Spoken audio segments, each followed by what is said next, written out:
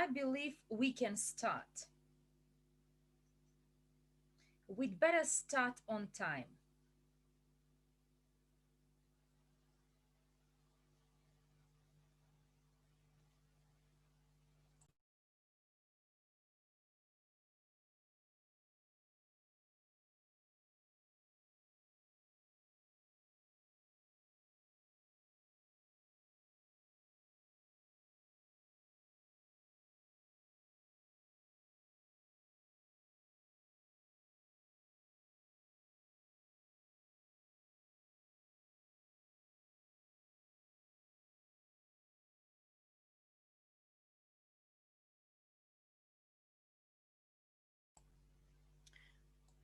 Well, dear friends, good evening once again.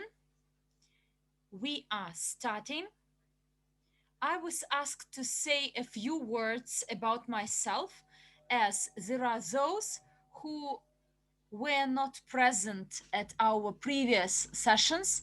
I am an expert at the Higher School of Economics, business consultant, and I am the head of the Department for Strategic Development, and 20 years of business consulting, consulted over 200 businesses in sales, in corporate culture, in management, in corporate brand, personal brands. I am an expert in sales, and over the last time, mostly car business, sales system deployment, budgeting, effective leadership skills, effective business management, and all these experience and expertise that has been gained throughout my life, with a lot of experience of dealing and cooperating with real businesses. And a number of my developments still are used by large corporations in their business processes. This is my brief introduction. I am an author of several books, and there are another three in the area of sales to be published quite soon, in network sales, in car business and industry. So this is my short introduction. We can actually start. Look, I'm very pleased that I am demanded by your company, and I was asked to continue our work. The first part was to develop your skills of sales per people. Look, there are no professors in sales, such as PhD in sales, but there are no such degrees, although this is a very comprehensive and holistic area, and we studied it during our previous courses, 4 or 5 of them, and there we talked very specifically how to promote you gain, and we discussed the scripts and how you can generate them, and moreover, based on the results of our work, we made a simulator for you to develop the skills, as a lot of salespersons may actually lack the good development of their mental system. They may not manage their tones, their feelings, their senses, their emotions. The technology has been described. This simulator of a salesperson has been designed, and it needs to be fine-tuned and translated into all the other languages for you, dear partners, who promote this business, this sales business. You could practice your skills, you could practice the selling phrases. It's very important, because without practicing, nothing could be a success. We know how to play football, but without practicing your football skills on the pitch, actually you won't become a good footballer. And I always give this example of football, as business is slow football, and their methods, their technique, their practices they use, you'd better be equipped with them. Who is a footballer? 10% is the game, whereas 90% is his practicing. But our business is opposite. We mostly talk to businesses, but no practicing and training at all. Look, professionals actually practice twice a day, amateurs several days a week, but losers, they practice almost they don't practice at all. And therefore, dear friends, the techniques, the methods, the technologies I shared with you, please practice them, learn by heart those scripts, and use them when you communicate with your customers, with your clients. Learn how to adjust, how to respond to the objections. So if you get an objection, you should learn how to respond. What are we going to discuss today? Today, we are going to discuss the principles of influence. Look, it's not very specific. This is a very deep topic to discuss. Why I selected this topic for today? What do we all miss when you talk to your potential clients and they are owners and managers of a business? It's very important not only to know the product very well and to be able to speak well, but to have some charisma, uh, something inside you. I would call it your personal brand. You need it to be clear, transparent, easy to understand, as it may influence a lot. Business owners are those that actually rule their destinies themselves. You should be bright enough, clear enough, self confident to influence these people. And this is the first thing we lack. And if you want this, so look, this task won't be an easy one for me as your coach, whereas for a number of companies, we actually provided this training in a remote mode. So, but if there is a request, we can arrange a course for the development of personal brand for each of the participants. But you will need to do a lot of home tasks. And secondly, please note that in sales, only a part of the topics have been covered. How to collaborate with business owners and managers. But there is another part without which our work is quite unlikely to be effective. What does this mean? It means that we should teach the employees of these businesses to promote you gain. It's a serious task, very ambitious, but without it, the process of you gain development and promotion will be slowed down. This is a really significant topic. And here I'd like to give you an example. Once a company in advertising industry proposed to me to develop some scripts, some selling letters for business managers. And when the scripts were ready, and by the way, the heads of the company proposed his advertising services in billboards and anywhere rather cheap. And I asked them why. And then he said, look, because there is no use from your advertising. When I actually dived deeper, it turned out that a large bank actually requested from them this advertising campaign, and they posted some ads onto the entrances, but with no results. But actually, the number of phone calls increased threefold. But the employees of this large bank were not able to respond properly. But should we prepare the scripts for these salespeople and train them and control how they respond to the potential customers, then the conversion rate would increase. Instead of the triple increase in the number of phone calls, it could increase four or five-fold.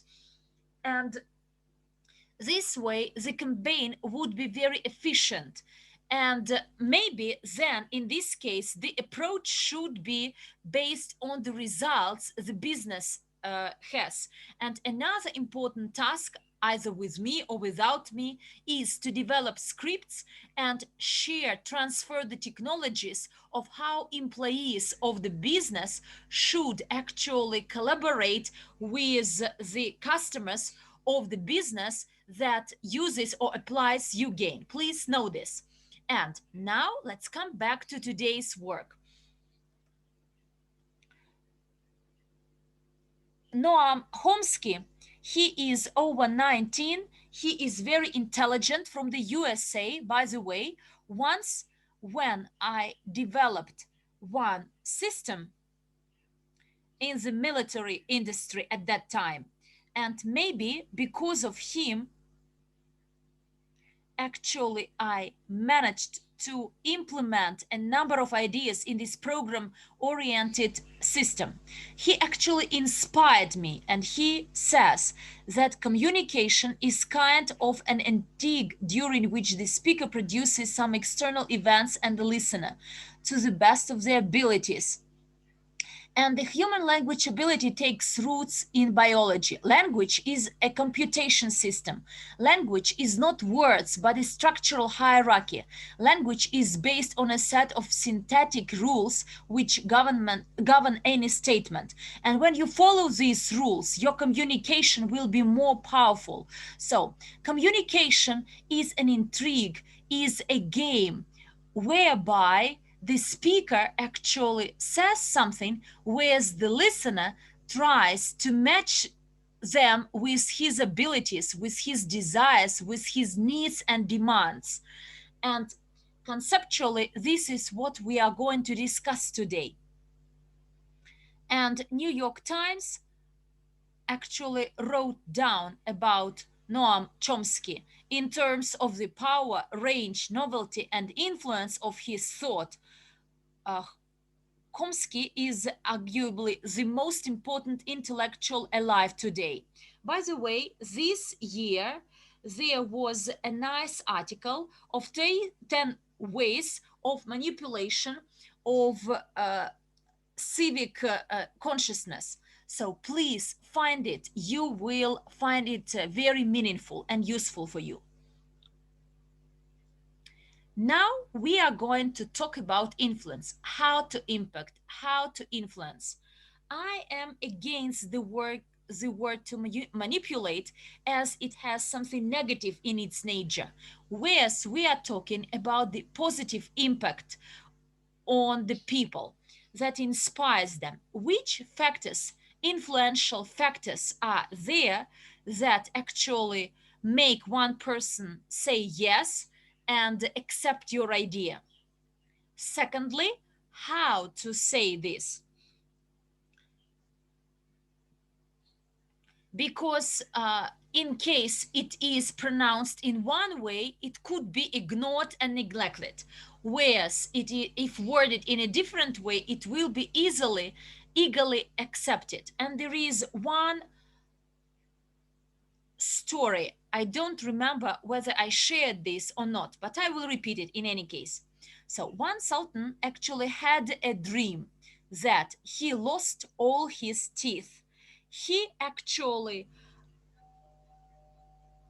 asks to come one nobleman, and they try to read this dream. And this nobleman actually invites a dream reader, and they explain that the tooth are lost in his dream. And the dream reader answers, "Oh my lord, I must upset you.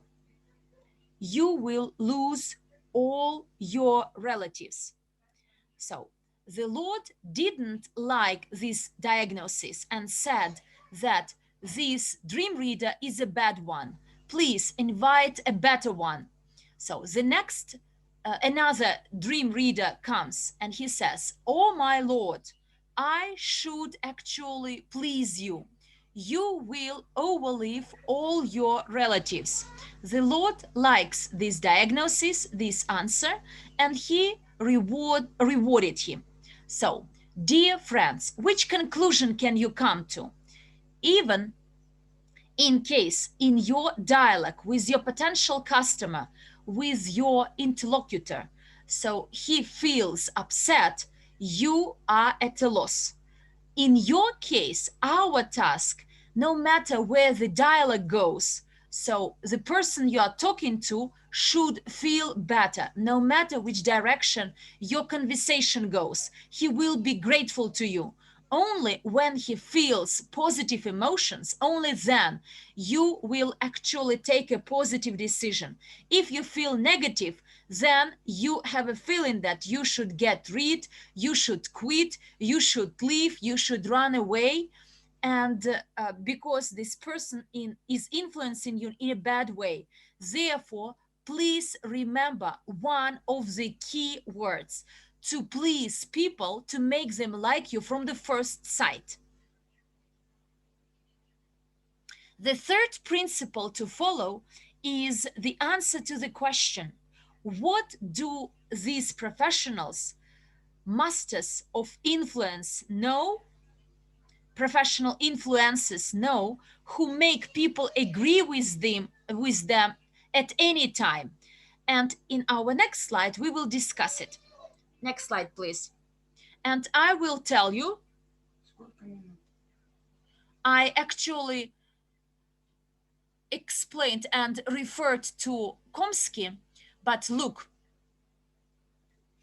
I remembered this fundamental paper of Robert Cialdini, and I believe that most of you heard him or may even read it, but I actually will sum it up, these most important principles of influence. First of all is reciprocity. The next one, commitment and consistency. The third one is social influence or social evidence, social proofs. The fourth principle is authority, to be liked immediately, liking. And the sixth one is scarcity. And look, all these principles make or incentivize people to say yes almost without actually thinking, because the possibly the speed of changes in the modern life amplifies the influence of these principles.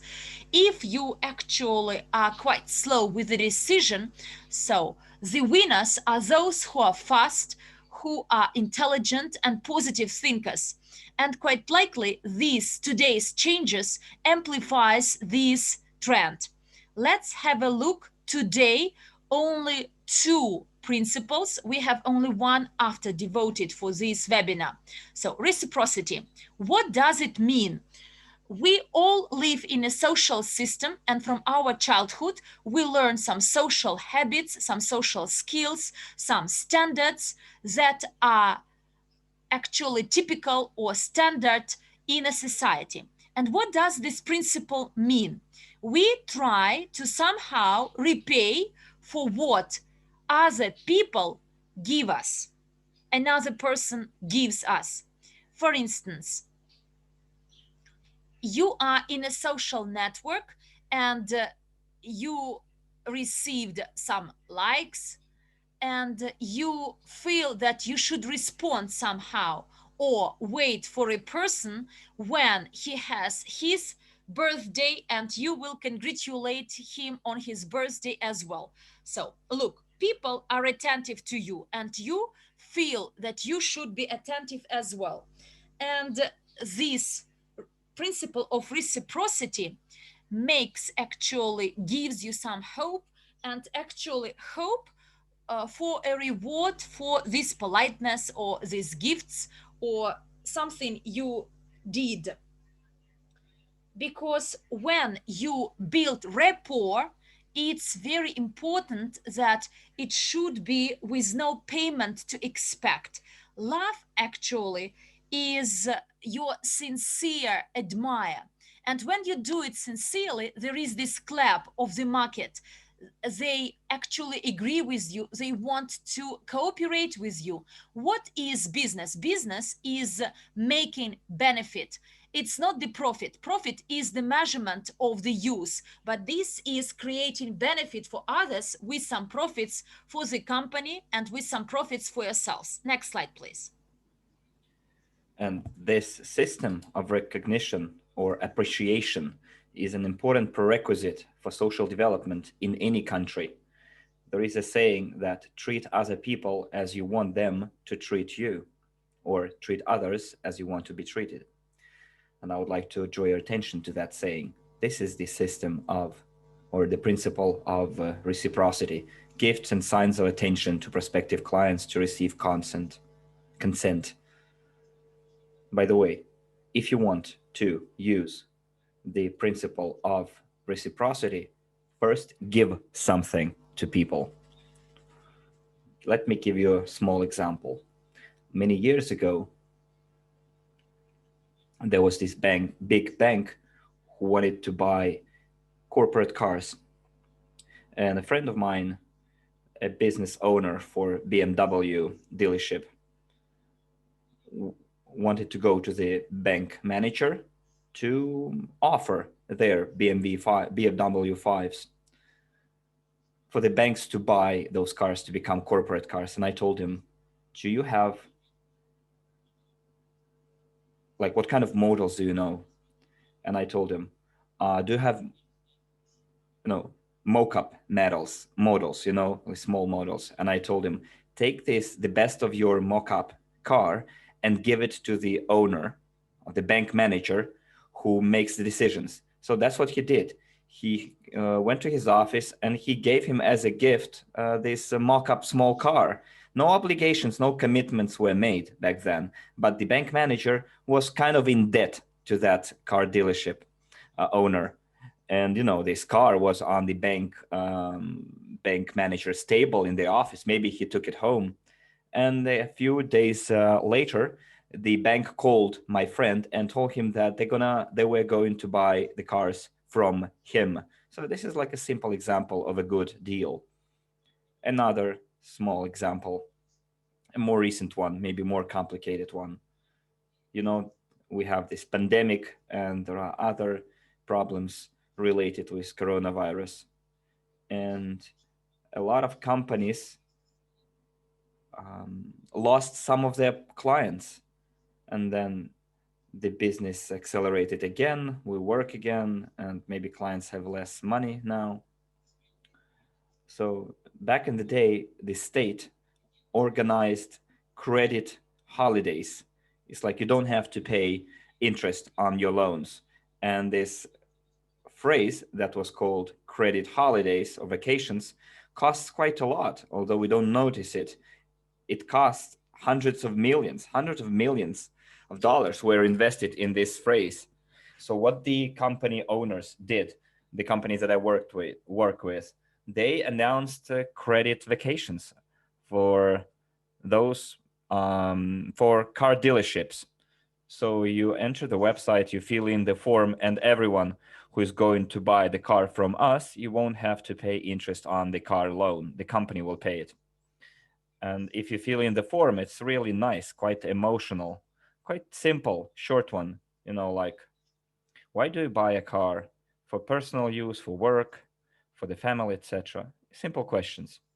You fill in the form, and I filled it myself, and the company gave me 6 months interest-free period. So it correctly delivered information excites a lot of demand, and you have temporary, of course, all benefits are temporary. So you have temporary competitive edge, and then you'll be copied by other competitors. Other simple examples that you're well aware of is the dissemination of free samples, give them the taste, free testing, test drives. They all create light commitments. You gave it a try, you tasted it. For example, you can have your windows measured free of charge, or you can, for example, allow people to make the design of your apartment or in 3D modeling software. All of it creates additional conditions. Even if they ask you for a higher price later, you will still pay for it because they give you a free sample, and the company has become the expert for the client. And when they accept your offer, they become a little bit in debt to you when when take you up your offer on free sample, free measurements, free anything. So what's the power of reciprocity? We feel uncomfortable when we're obliged to someone and are ready to do a bigger favor to get rid of the feeling of obligation. And sometimes, as I said, you do something bigger to a person who did something small for you just to get rid of this feeling of obligation. In management, it's the same. Managers who like praise their employees, like say, good job, well done, if they say something like that, or give them even small gifts, it's better even than money, because not everything can be evaluated in money, whereas signs of attention, appraisal of their role in a certain process, of course, motivates employees even more, because the biggest motivator is to be successful, because successful people are likable by the opposite sex. It's hidden in the biology, this kind of motivation. Success is appraised, and there is another, the opposite phenomenon. So if you praise people on time, you can pay less. I remember I found it out when I was working with limiting beliefs of a person. People say that we are paid little, and for doing good things, and the manager would say, why would I pay more? I mean, he already gets pay. Money is a big demotivator. Big money is a big demotivator. And attention or lack of attention only partially is replaced with money, or cannot be replaced with money at all. So show respect to the other person with your attention. There is one more important thing which needs to be mentioned as well. And I already warned you that we are looking into conceptual things here, that even people, repulsive people, when they do us a favor, they cause a sense of obligation, a sense of indebtedness. When you talk to the opposite sex, you know, sometimes the fear of being obliged makes people refuse any kind of gifts or favors, even a dinner. Even small signs of attention can cause obligations, which we have to pay even more later, for which we have to pay more. Okay, next slide, please. But we need to remember, in order to receive anything, you first need to give something. That's how it works, the world of results. First give, and then you will get something. It's useless to sit by the fireplace and say to the fireplace, give me fire. Throw some firewood in there, and then you'll get fire. So one more thing about the reciprocity.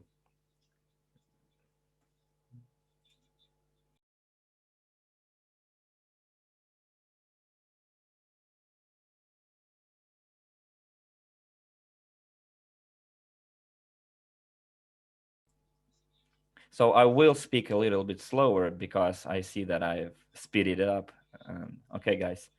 So the variety of reciprocity is concession, which is followed by consent. So together, let's take a look at what it means.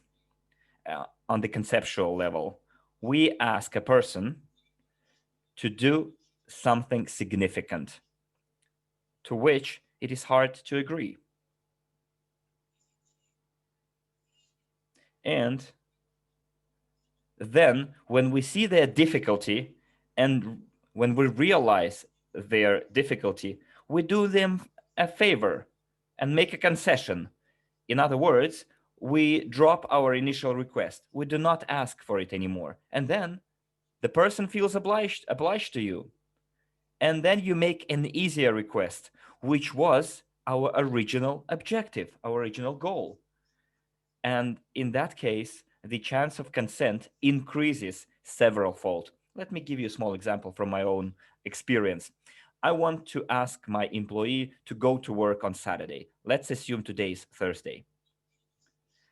But instead, I make a different offer, a more difficult one. I say, look, Nick, you need to go on a business trip on Friday, and then you'll be back on Sunday. And I see their confusion.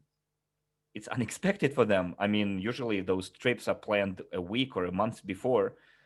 So they are at a loss. They are mumbling. They don't know what to say. And then I say, okay, I'll take care of it. But at least work on Saturday and you will have to work until lunch. And they say, yes, they are glad they don't have to go on a business trip anymore. So what happened is that I made a concession to Nick and Nick made a concession to me. So reciprocity took place.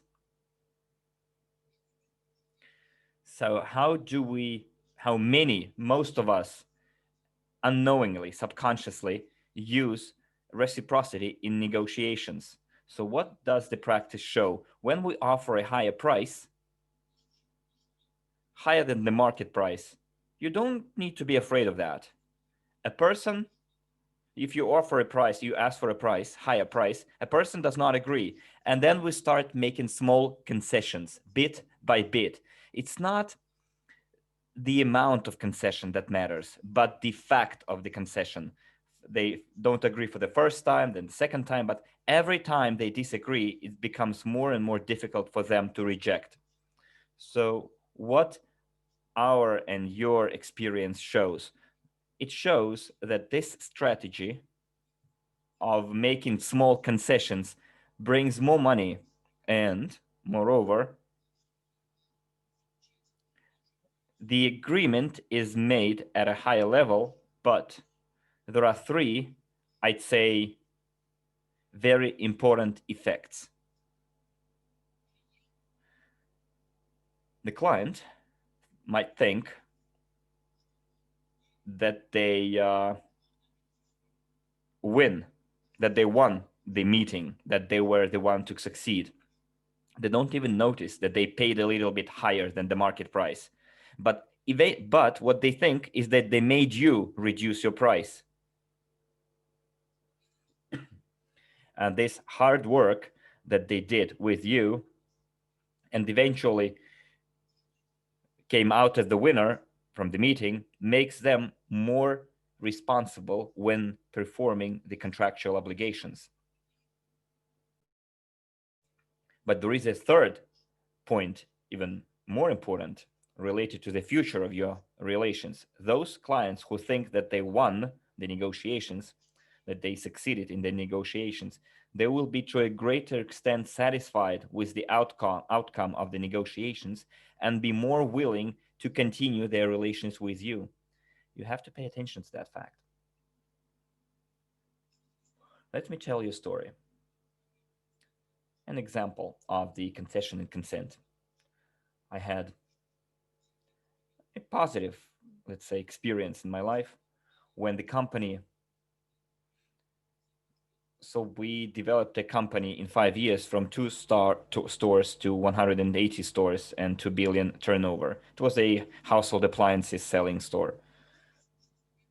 So there was this situation once. When selling household appliances, sales managers also offered technical maintenance, and the target was to have two maintenance contracts per every 10 sales. And there were two types of contracts.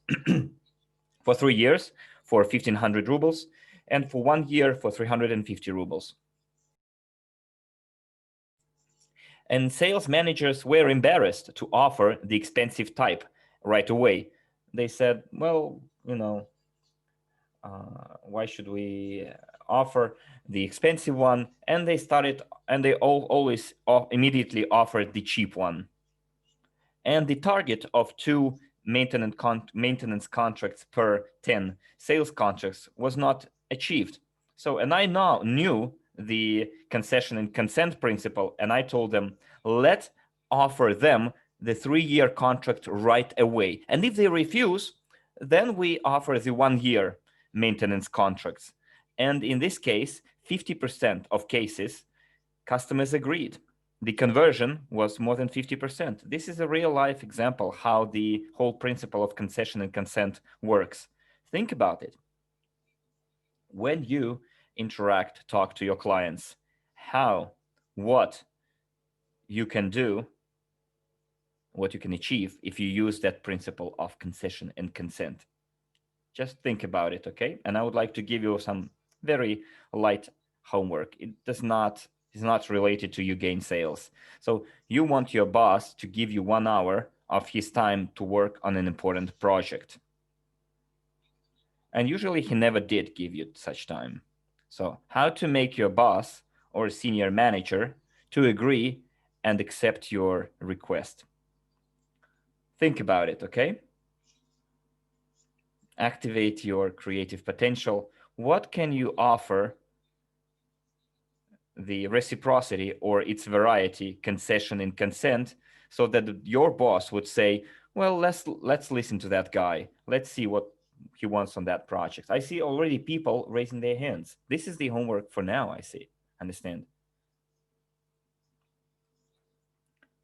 Okay, it's not so this is not a I thought people were offering to give their reply right away, but it was a mistake. Okay. Just think about it, okay? So in here, I would like to give more details about the reciprocity and some examples. So it would be great if you were able to send me the results and the organizers of the webinar. If there are replies to the homework, it would be great for us to analyze them.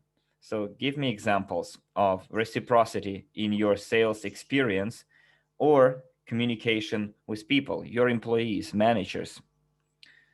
How many employees manipulate you using the rule of reciprocity or concession? Think of new techniques of influencing your customers using reciprocity, and I will tell you maybe a little bit more about it. Just think about it.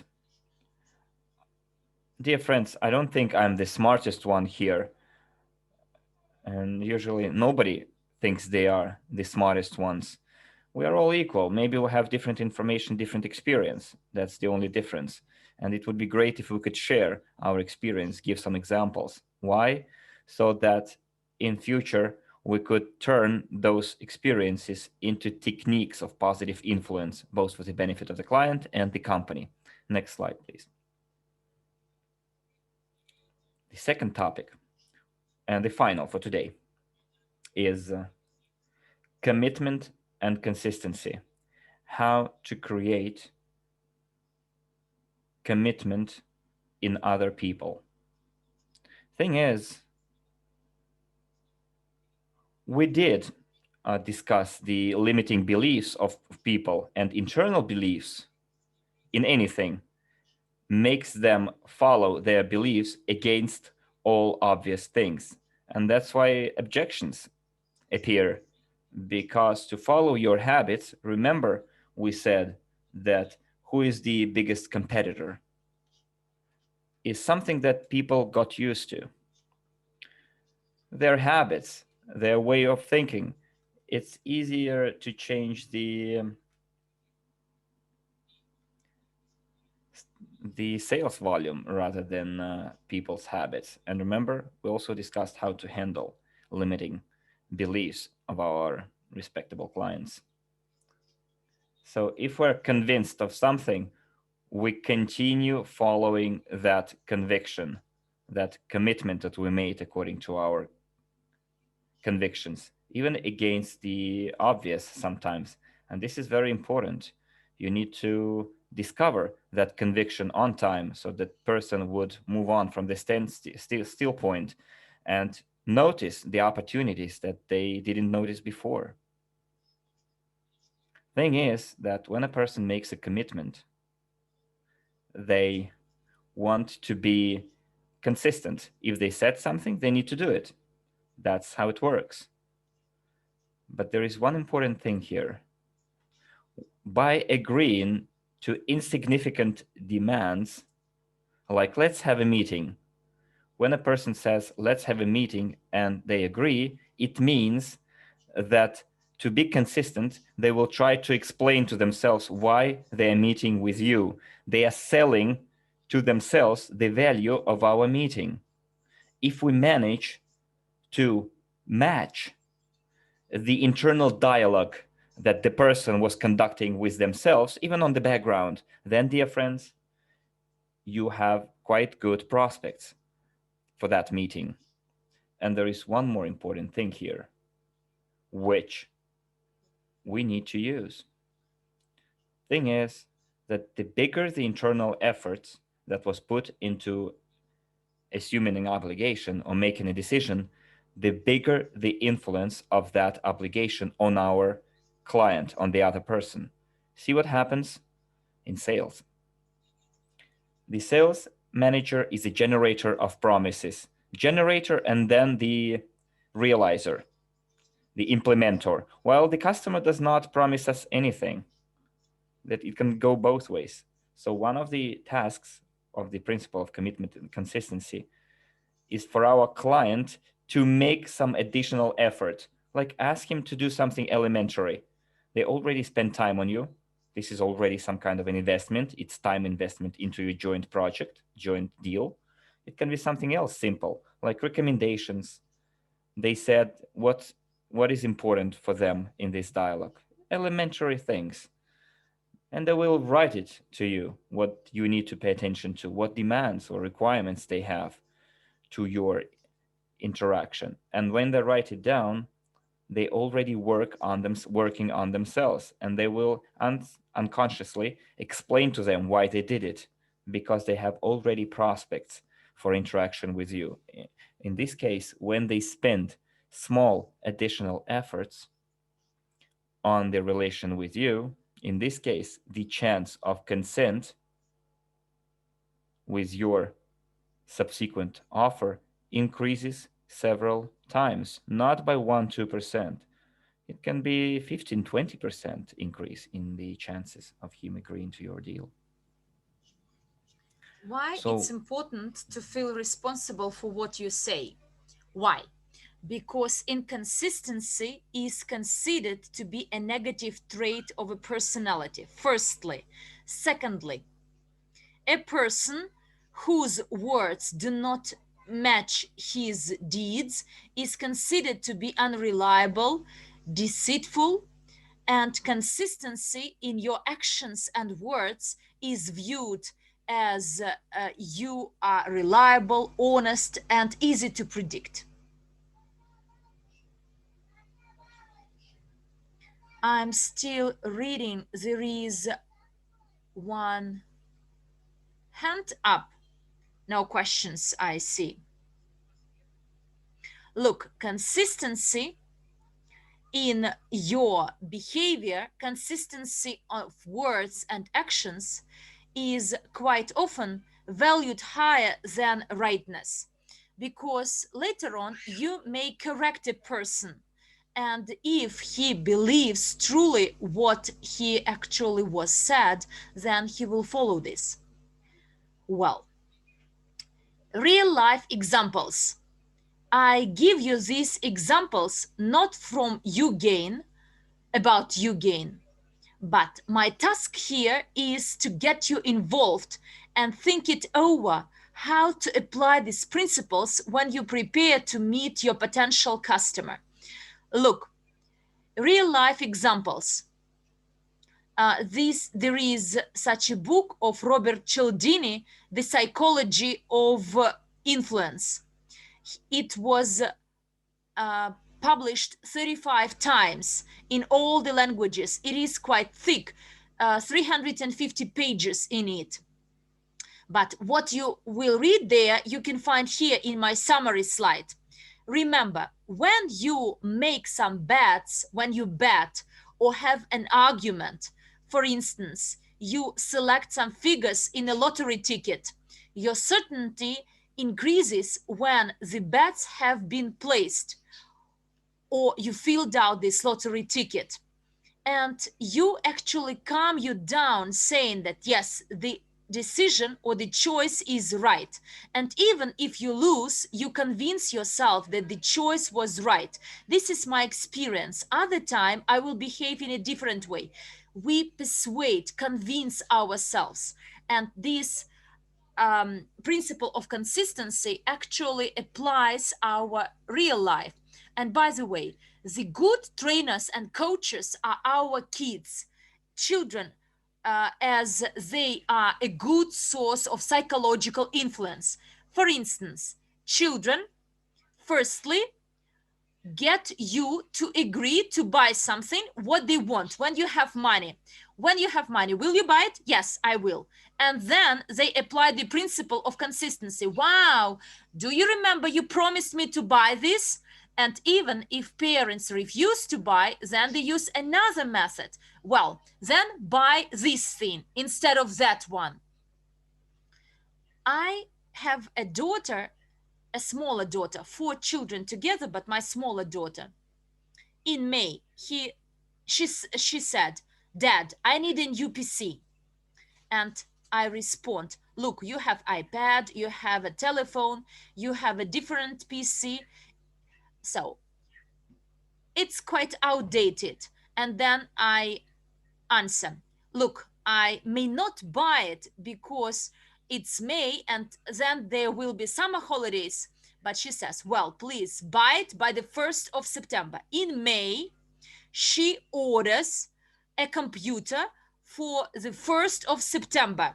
And when you have this order, long-term order, to some extent you may agree. I didn't say nay, no or yes to her. I said, "Okay, I will think it over." And she answers, "Look, I saw some jeans. Let's go and buy these jeans." And then we went and bought it. But the computer was announced. And when we were getting closer to September, she reminded me. And I had to buy her that computer, that PC, to be consistent. Another example. You receive a phone, a knock at your door. There is a guy standing and he says, "You need to change your intercom system." And I asks him, "Why?"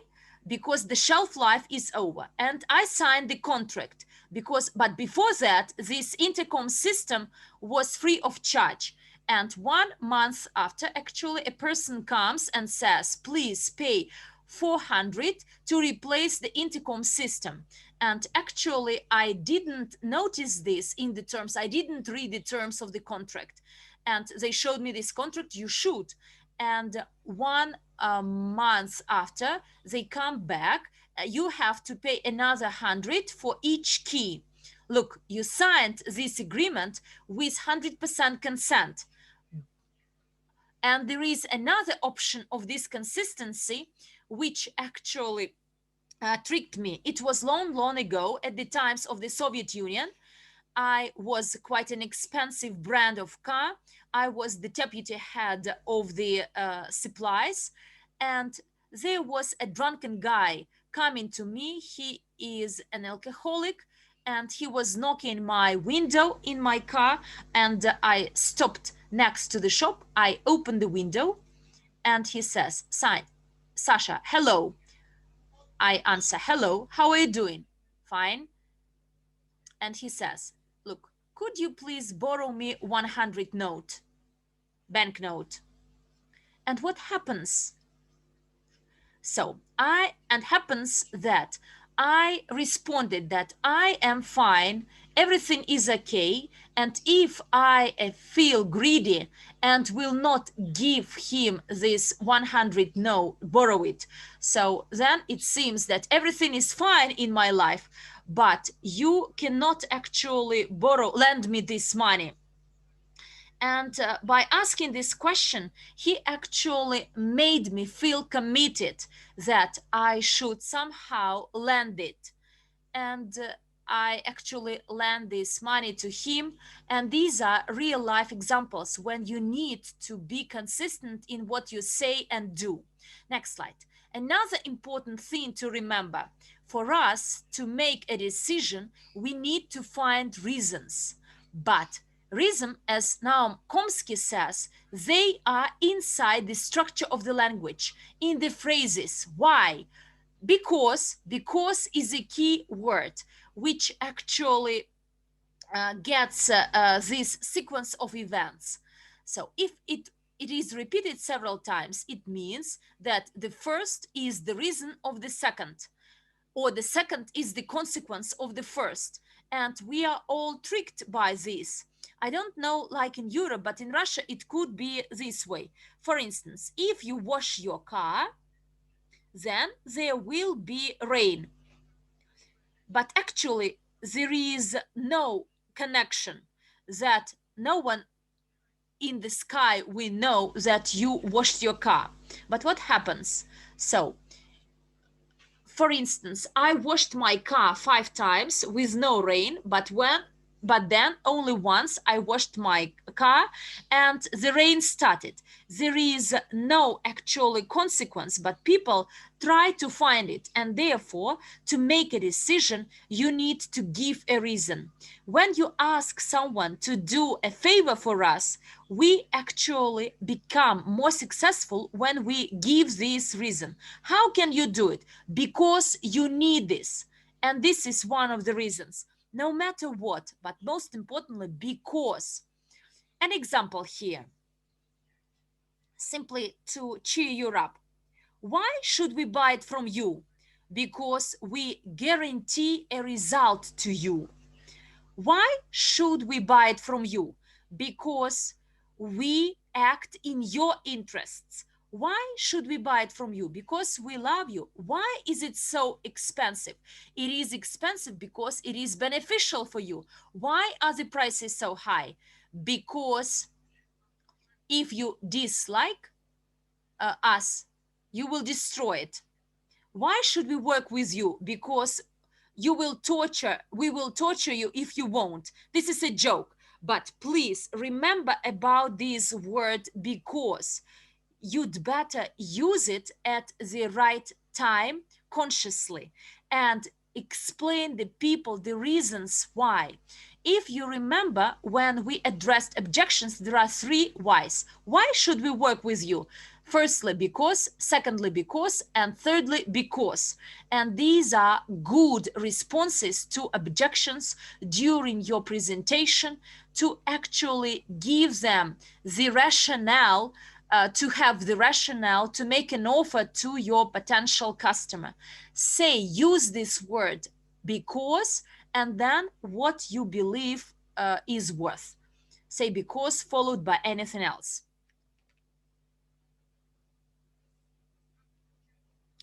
How to activate commitment or obligation? It's important to keep your promises and to be consistent. And the purpose of the first consent is not the result, is not the transaction, but to assume obligation to meet me, or for instance, when you work with your vendors, include us into a list of vendors, or let our specialists to deliver a masterclass. When a person accepts this obligation, this commitment, what happens?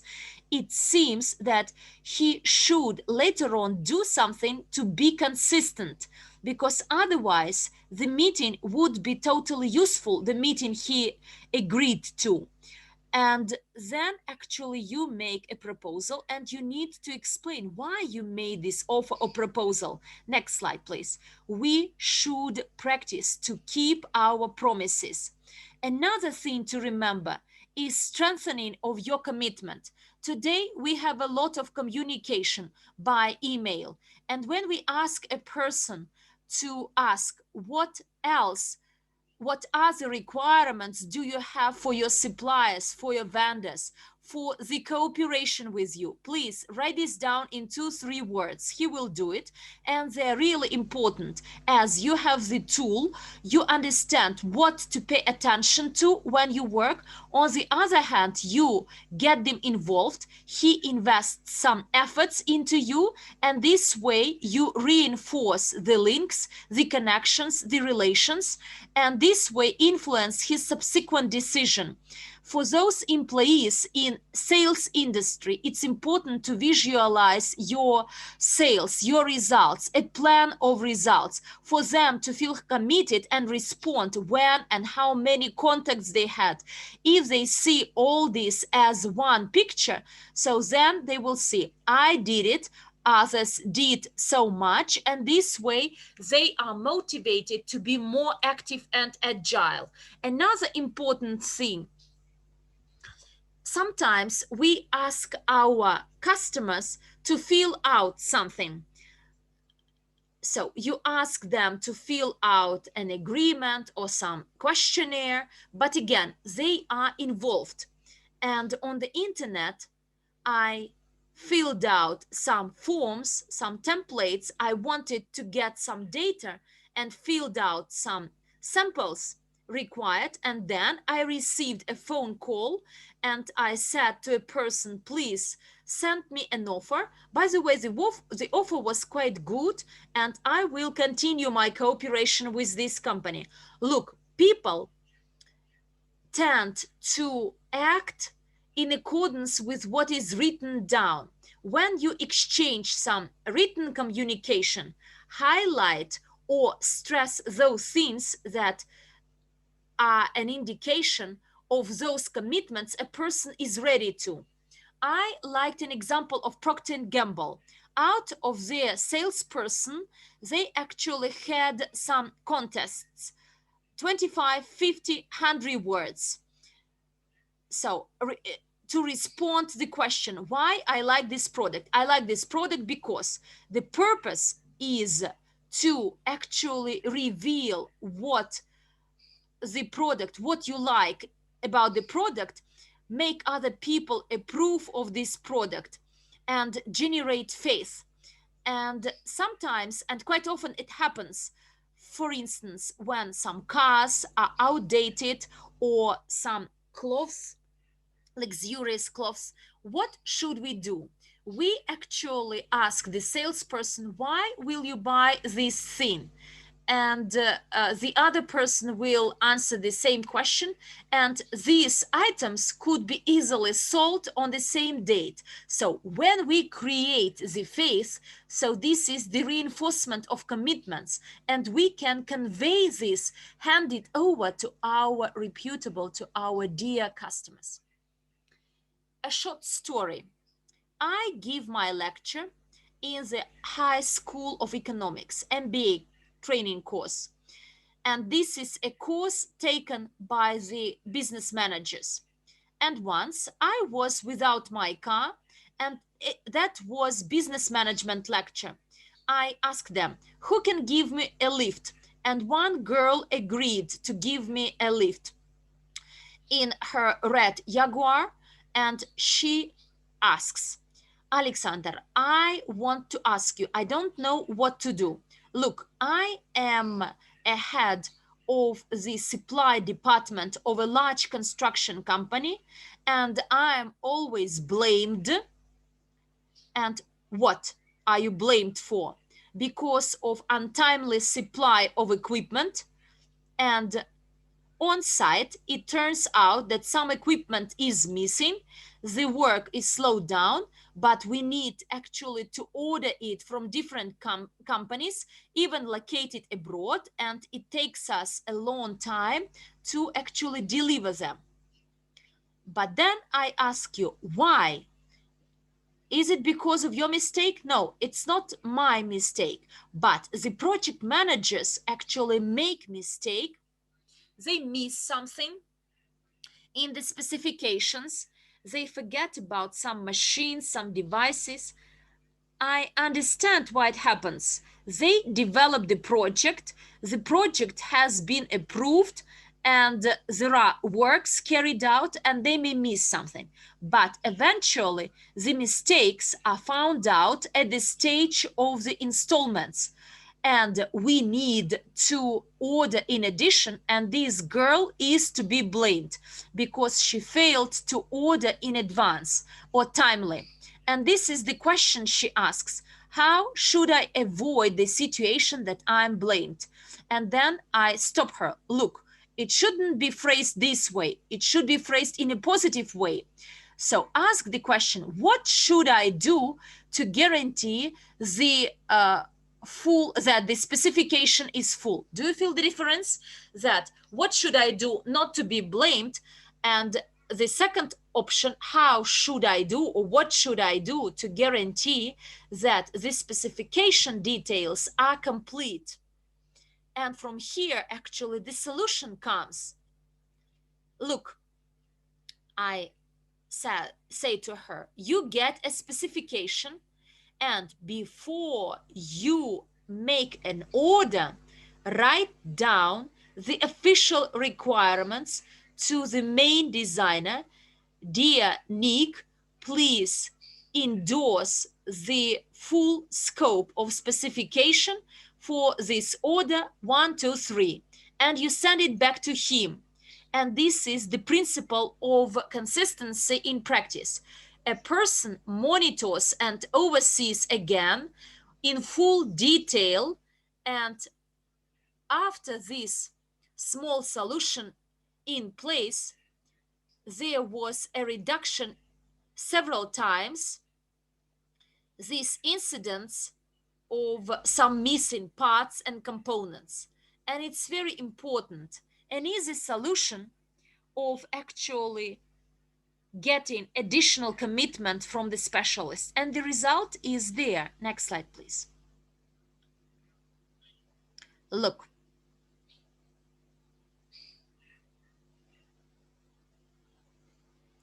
I want to tell you the following.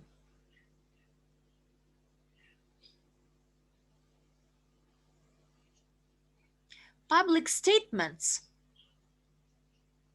when you have a conversation attended by a number of employees of your customer, in this case, public statements reinforce the commitments even more when everyone hears that one person is responsible and says, yes, we will work, we will do it. And to be more consistent, he will be more attentive to his roles and duties. And another important thing to note here, the more efforts you invest in assuming the commitment, the more powerful this commitment will influence the person you are talking to. Another important thing which should be announced slowly. Each of you, dear friends, have such situations in your lives when you promise something to someone, or maybe make this promise to yourself or any other person, or you say something to a different guy, and your life from that point starts to change for better.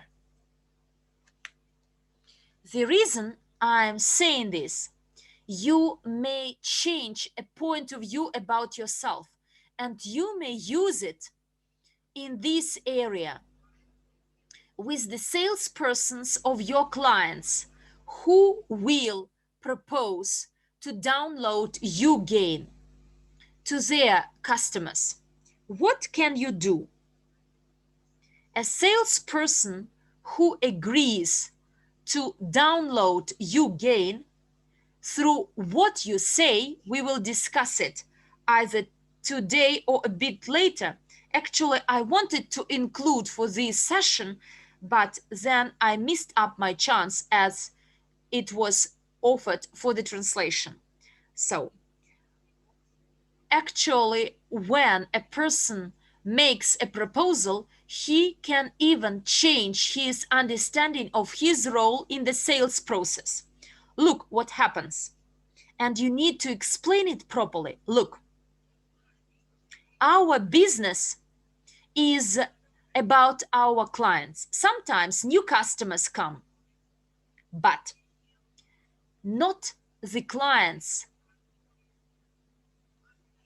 Those people who can use the goods or the products of the companies, they are much larger in numbers than the existing customers. non-clients, and their number is much larger. And the success of a business is not dependent on behavior of our customers, but on the behavior towards us of our non-customers. And look, you gain gives access to our promising non-customers who could be selected from a large list of people who use other Ugain products. And this way, when you when you can explain or clarify or make our salesperson committed that he is literally plays a larger role. He doesn't simply service the customer, but he generates new inflows of customers. Moreover, he can get passive income from these new customers to come. This passive income through YouGain app. And moreover, what matters even more, then his role gets larger, more substantial. He does not simply service the customers, but he attracts, enroll potential customers, and you need to learn how to explain this. And another way to apply this principle of consistency. In this case, salespersons should be inspired or incentivized in two stages, in two steps. The first step, it's quite unlikely that there will be those against. So a person should agree that it's important to facilitate attraction of new customers with a similar style of consumption. Do you agree that it's important to attract new customers with a similar style of consumption? You ask this question and he will agree. Yes, indeed. This is the first step. And most people will agree with some common idea. Quite unlikely that there will be those who will disagree that it's not important to attract new customers to our company. And after he agrees with this, you actually make the second step. You say, we have a tool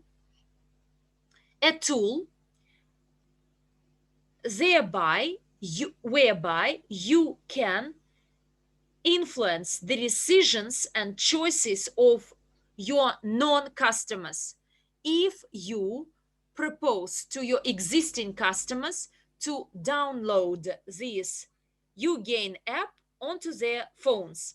The first step to take is the idea to develop and expand the client base, and the second step is that there is a tool through which customers from other businesses will be attracted, and you will actually send some push notifications for the benefit of your company.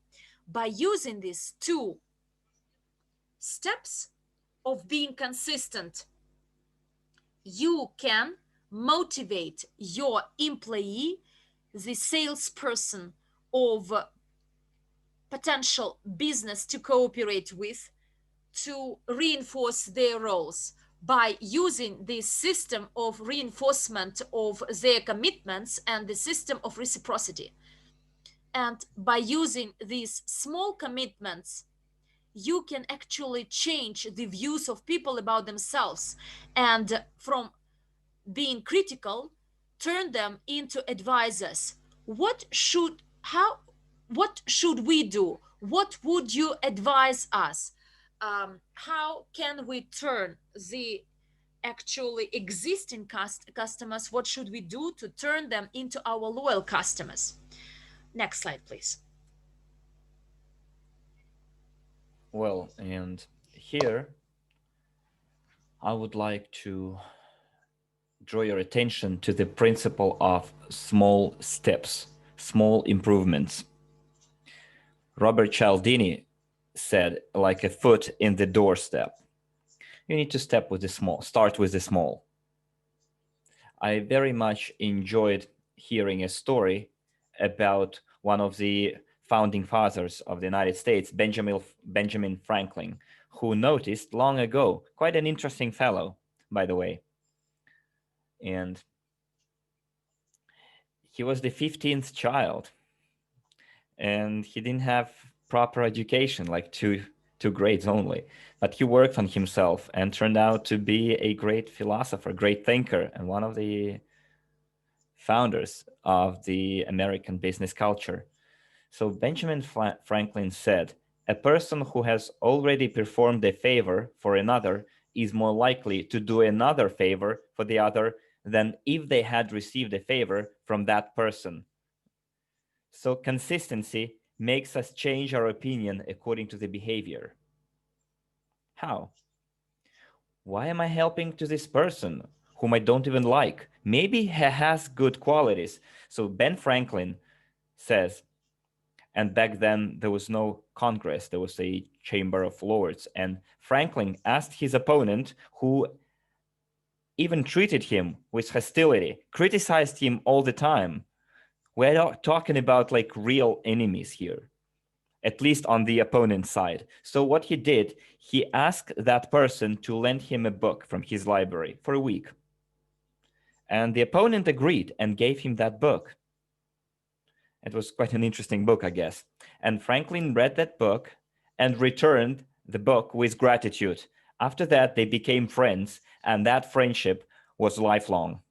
And the opponent died sooner than Ben Franklin, but they were friends until their very last days, and he was his supporter afterwards. So what happened? He just gave him a book and had to explain to himself why he gave him a book. So without thinking, he found some positive traits, qualities in Ben Franklin. And he organized, set up the friendship with Benjamin Franklin. So that's how I can explain the technique. Start with the small. Next slide, please. Okay, here, well, we did touch upon this topic a little bit, not maybe a little bit. We even looked into the whole methodology, which is the motivation at the level of essence. So what does it mean? It's when we attribute qualities to a person and then talk to them as if they had those qualities that you attributed to them. Those qualities start existing in their own perception. They start simply be present, and they start behaving according to those qualities. An amazing thing. Just look at our previous lessons and you'll see that, remember we said, you're the real professional. Only you can address that issue, that question. They never thought of themselves as true professionals. And all of a sudden, they start acting, behaving like true professionals for the benefit of the company. That's how we can activate their skills, their abilities. When a person has difficulties in performing a task, we say, I know that you know how to find the appropriate solution to any situation, and you already displayed that ability. Can you please help me find a solution? And the person will find a person will find a solution because we think of them better than they think of themselves, or better than other people think of them. That's why we always say think of another person better than they seem, and never say anything bad about a person if there is a reason for that. Never. So what else is important here? To be honest, sincere. Talk honestly, sincerely. You can do it with the tone of your voice. When we tell people that they impress or make the impression of people who know how to achieve results, they start focusing on the result, even if there is no one to see them. What we do is we reprogram people at the level of abilities. And I would like to remind you of the formula of motivation that we mentioned during our previous lessons. Where, when, and with whom is the person. So you're working in the market for 10 years and you know your clients well enough. What abilities allow them to do that? What values the person has that shape those abilities? Who is he who has those qualities? You are the designer of wishes. You are the architect of the success of your company. And when we say that, when we give such definitions at the level of essence, this is the most powerful influence on a human being. Doesn't matter what position they occupy. And we need such definitions not only for the managers, but for the salespeople who will propose installing UGain application to our customers. Therefore, we need to have scripts for them and prepare them together. Next slide, please. Well, and I guess in conclusion, small awards are very important. We're not talking about monetary awards. Signs of attention are enough. It's important for a person to make a commitment according to their own reasons. When we give them an award, the external award kills off internal motivation. It is not enough to quote unquote extort obligations from people. It's important to urge them to take the responsibility for their actions, for their decisions, for their proposals. And the role of rewards in taking a commitment should be minimized. Rewards like money, that's when you activate the self-development process. We assume the responsibility for certain actions, not because we're going to get paid a lot, but because it matches our essence. And big rewards, it's a kind of external pressure, and it makes us do things, but it does not activate the internal motivation that serves as a driver for our development. Pay attention to this thing. It's a very subtle thing. Sometimes I ask people a question: what is motivation? And I look at their reaction. What is motivation? You know what kind of answers I hear? Money. Dear friends, I don't know how or what do you think, but I can tell you this. This is my personal opinion. You might not agree with that. Money is a demotivator and not a motivator. Today you pay one amount of money, tomorrow that amount of money might not be enough. The day after it might not be enough again, and you have to increase the pay every time. External motivators such as money, they kill off internal motivation. Pay 1 million and you won't see that person in the company next day. They will start spending that million. The internal motivation is not engaged. Remember yourself, sometimes you refused money to get education, to move forward, to develop. Well, of course you can't do without money. Money is like hygienic factor.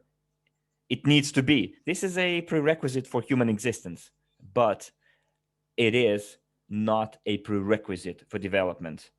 And development requires huge, ambitious goals, which might be beyond the horizon event.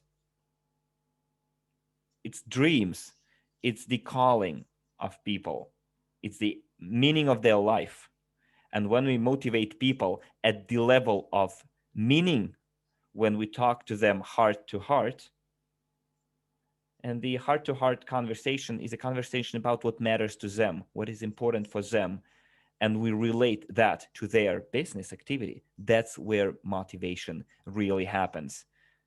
Money is a hygienic factor, while attention to human personality, to the individual, noticing their small successes is a very powerful incentive for development and growth. The power of internal commitments is based on the following: what is important to a person, the values that they have, the internal commitments need to be created using simple words, heart to heart conversation. So, internal commitments can apply to different similar situations. And creation, so internal commitments are related to the creation rather than avoidance of something. And they work always, even when the small external motivators disappear. Internal commitments become long term because they affect the person's perception of themselves.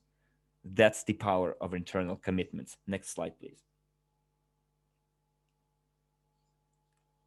And I would like to give you an assignment here. Think, just analyze your, I'm sure, extensive experience based on this conceptual platform of commitment, consistency.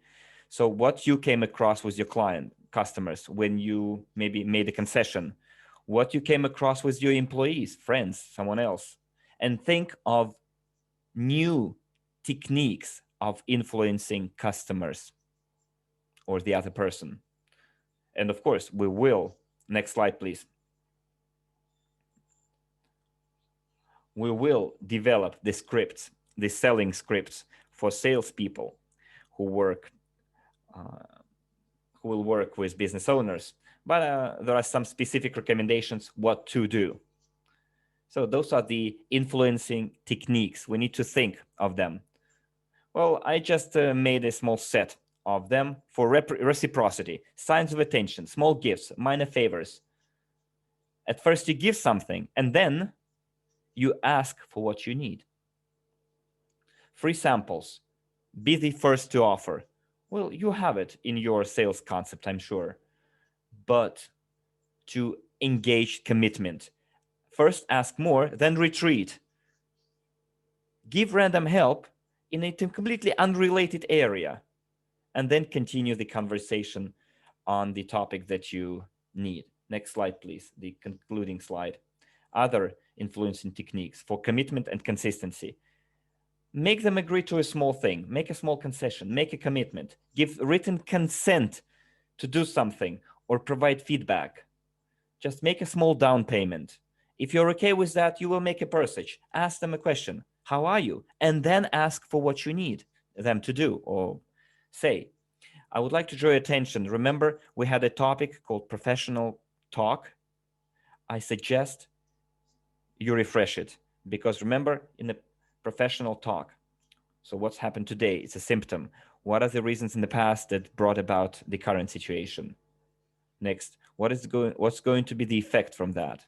What resources and opportunities for the implementation are out there? So watch those examples, specific scripts, because these are influencing techniques that are related to commitment and consistency. Use written reports, commitments, and conclusions. Think of initiation rituals to reinforce the belief in the resultant commitment. Maybe conduct small master classes. It's the principle of small rewards to engage, to activate internal influence, internal new points of support, like small certificates, pins, mugs, ribbons, or ties, whatever. So all those things should work as a complex, as a set. So, dear friends, this was our topic. This has been our topic, the principles of influence. We looked into two principles, reciprocity and commitment and consistency. Well, thank you for your attention. And if there are any questions, I could take them. Let's see if we have any. If we have any. So thank you very much for your feedback. So, and ladies and gentlemen, work not only for yourselves, but for us as well. So do your homework, come up with interesting ideas, share them with us. Think of your own influencing techniques. I gave some of the examples from my life. Of course, those were not all of the examples that I have.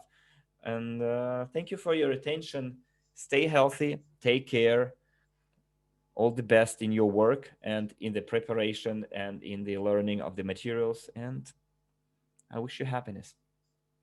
Thank you.